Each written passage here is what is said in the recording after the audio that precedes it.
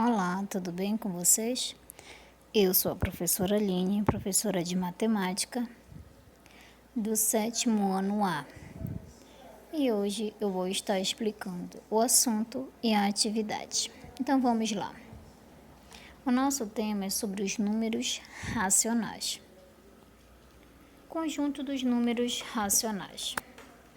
O conjunto dos números racionais é formado por todos os números que podem ser escritos na forma de fração. Nossa abordagem se refere aos números decimais positivos que fazem parte do conjunto dos números racionais. Fração decimal. Uma fração decimal é aquela em que o denominador é uma potência de base 10. Nas frações decimais, a quantidade de zeros do denominador é igual à quantidade de algarismos na parte decimal do número. Os números decimais finitos são aqueles que têm uma quantidade finita de casas decimais com algarismos diferentes de zero. 9 dividido por 10 é 0,9. E assim nós temos vários exemplos, certo? Para escrever um número decimal como uma fração decimal, o numerador deve ser o número decimal escrito como um número natural, e o denominador deve ser uma potência de base 10, tal que a quantidade de zeros dessa potência é igual à quantidade de casas decimais do número decimal. Operações com números decimais. A adição e subtração de números decimais. Na soma de números decimais, devemos somar os respectivos números de cada casa decimal, ou seja, décimos são somados com décimos, centésimos com centésimos e milésimos com milésimos. Assim como na adição, a subtração de números decimais deve ser feita alinhando-se as vírgulas. Ok? Uma observação importante é que quem é um número inteiro aqui nos números decimais? O número inteiro é um número que vem antes da vírgula. Aqui o número inteiro vai ser quem? O zero. Nessa segunda continha vai ser o número 1. Então, o número inteiro é um número que vem antes da vírgula. Observe. Multiplicação e divisão. A operação de multiplicação com números decimais pode ser feita efetuando uma multiplicação normalmente. Ao resultado, adiciona-se uma vírgula para que o número de casas decimais seja igual à soma de casas decimais dos números multiplicados. Vamos para o primeiro exemplo. Multiplicação de um número decimal por um número natural. Ao multiplicar um número decimal por um número natural, devemos repetir o resultado, um número de casas decimais. Observe aqui o seguinte, 3,25 vezes 4. Depois da vírgula, eu tenho quantos números? 2. Então, eu também tenho que ter aqui, depois da vírgula, 2 números. Ok? Para efetuar a divisão, tanto o dividendo quanto o divisor devem ter o mesmo número de casas decimais. Exemplo, divisão de um número decimal por outro número decimal. Se, por exemplo, os dois números da divisão possuem o algarismo à direita da vírgula, então podemos multiplicar por 10 e eliminá-la. A seguir, efetuamos a divisão normalmente. Aqui, você pode observar o seguinte, 3,5 dividido por 0,5. Se você tem um número depois da vírgula aqui e aqui, você pode eliminar as vírgulas e dividir diretamente. 35 dividido por 5. O zero ele não vai influenciar em nada. Ok? Mas a quantidade de números depois da vírgula tem que ser iguais. Continuando. Vamos para a nossa atividade. Diz assim, Caio emprestou a seu irmão R$ 40.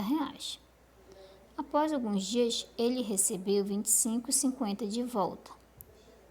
Ok? Primeiro ele emprestou o quê? R$ 40. Ele emprestou R$ 40 e após alguns dias ele recebeu 25,50 de volta. O irmão dele, então, é uma conta do quê? De menos, certo? E aí você vai ter um resultado bem aqui. Ele emprestou a quantidade de R$ 40 e devolveu R$ 25,50. Ele devolveu tudo? Não, ele ainda está devendo. Ok. Mas seu irmão precisou novamente de sua ajuda e lhe entregou outros R$ 15. Então, esse resultado aqui que ele está devendo, você vai somar com R$ 15. Você vai ter outro resultado. Mais tarde, o irmão lhe devolveu R$ 19,50. Então, desse resultado aqui, você vai diminuir R$ 19,50. Ok? Quanto o irmão ainda lhe deve. E aí, no resultado aqui final, você vai saber quanto ele ainda deve para o irmão dele. Ok? Você faz o passo a passo que você vai chegar. Observa aqui em cima que eu vou ter que acrescentar uma vírgula e um zero para poder completar. Não esquecendo que quando eu tenho o zero, ele vai emprestar uma dezena daqui e vai ficar valendo de 10. Ah, professora, mas ele está emprestando zero de zero. Não, amigo, você tem que prestar. Presta uma dezena para cá, fica 10 menos 5. Aqui ele vai ter que emprestar uma dezena do 4. Ele ainda vai ser 10? Não, ele doou uma dezena. Então, ele vai ser 9. 9 menos 5. Aqui ele não vai mais ser 4. Ele vai ser o quê? 3. 3 menos 2. Ok? Observa, faz com calma que vai dar certo. Vamos para a nossa segunda questão. Bianca ganhou um cofrinho para guardar moedas. Todos os dias, ao chegar em casa, seu pai lhe dá algumas moedas. Então, vamos lá. Na segunda-feira, ela recebeu 0,90, ok? Na terça, 1,45. Vamos continuando. Na quarta, 0,95. Continuando. Na quinta, 2,20. E na sexta, 1,50. Quanto... Gente, aqui não é Bianca, é Paula. É porque aqui foi errado, tá? É Paula. Quanto Paula recebeu no total durante esses 5 dias? Você vai apenas somar.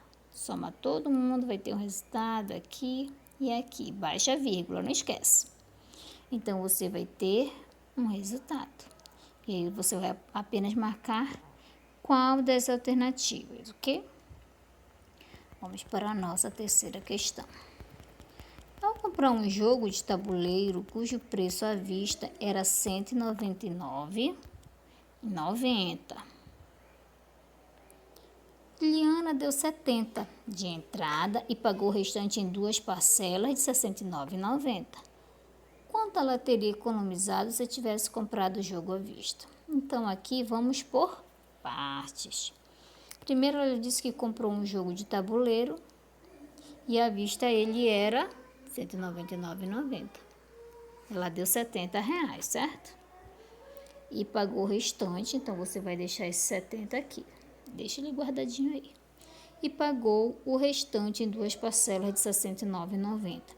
Você vai pegar o R$ 69,90 vezes 2, ok?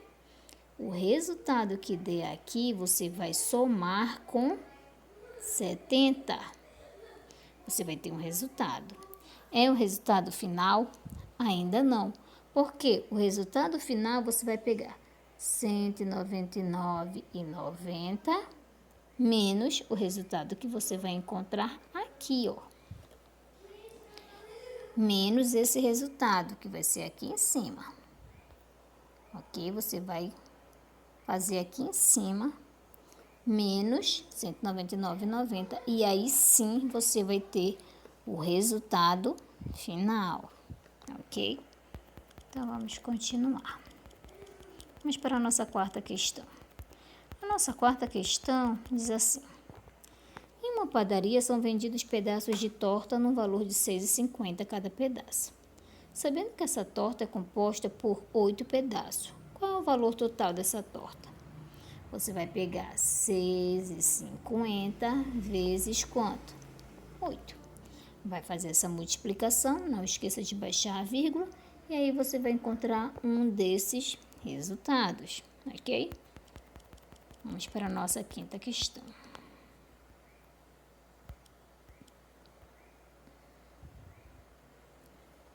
A nossa quinta questão diz assim: Bruno saiu para passear e registrou seus gastos em um papel.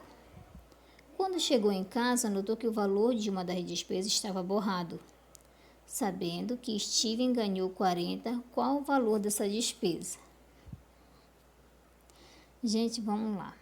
Como é que eu vou saber qual é o valor que está faltando aqui nesse espaço? Você vai somar primeiramente 12,50 mais 12,80, não esqueçam da vírgula, mais 7,60, ok? Você vai ter um resultado. Esse resultado aqui você vai subtrair de quanto? De 40. 40 menos o valor que você encontrou aqui embaixo. E aí sim você vai saber qual é o valor da sobremesa, ok? Então vamos lá para a sexta questão. Carlos comprou 6,8 metros de tecido e quer separá-lo em 4 partes iguais para fazer camisetas. Quanto medirá cada parte? Se ele quer separar, ele quer fazer o quê? Dividir. Então, 6,8 dividido por 4. Ok? Então, você pode fazer o que com essa vírgula? Você pode retirar a vírgula e acrescentar um zero. Fica 68 dividido por 40. Te pergunto, esse número vai dar exato? Não, não vai dar exato, justamente porque 68 dividido por 40 não vai dar exato. Ok? E aí você pode dividir e vai encontrar um valor. Vamos para a nossa sétima e última questão. Carla e Ana foram tomar sorvete e gastaram... Quanto elas gastaram? 23. Dividindo a conta em partes iguais, quanto cada uma pagou. Elas são quantas pessoas? 2. Então, 23 dividido por 2. E aí também não vai dar exato, você vai encontrar um valor aproximado, ok? Então, essa foi a nossa atividade de hoje. Espero ter ajudado. Até a próxima. Tchau!